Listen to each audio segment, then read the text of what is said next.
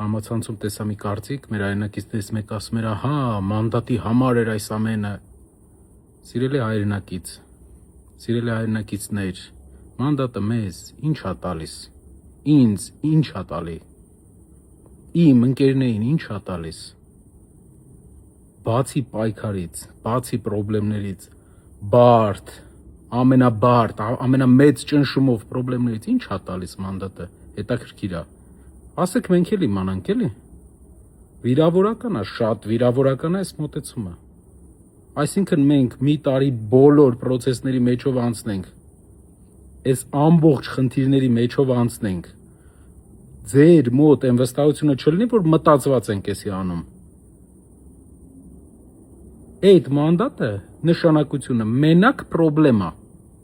մարդիկ թողում են իրենց գործը, գործարարությունը, բիզնեսը,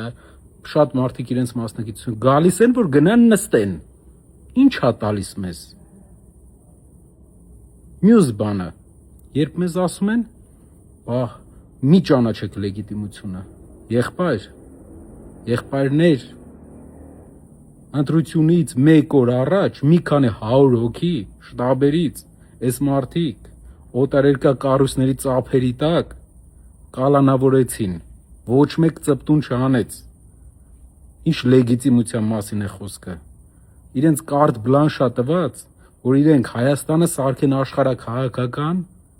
եւս մի հակառակորդ երկիր մեծ երկրներին, եւս մեկ Ուկրաինա,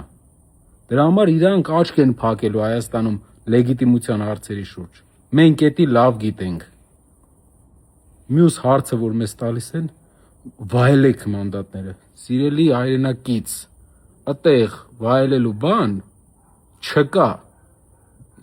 դա ուղղակի տոմս ա դեպի կալանավայր, բայց պրինցիպիալ մի հարց, վաղը Հայաստանի փողոցում հարյուրավոր մարդիկ են, հարյուրավոր մարդիկ, ով ա սխմելու կնոպկեն, որ էսի գնա, ով ա այս մարդկանց ճամփելու, ով ա ազգային ժողովում սխմելու կնոպկեն,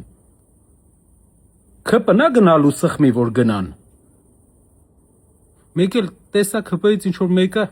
մի հատ օքուլ դեվթերի, ինչ-որ հայտարարություններ էր անում, այդ թուրքական ալեններ, դուք արդեն բռնված ագենտներ եք, գործակալներ եք, դու քո տեղը սպասի, թուրքական ալեն, մենք կգանք խոսանք,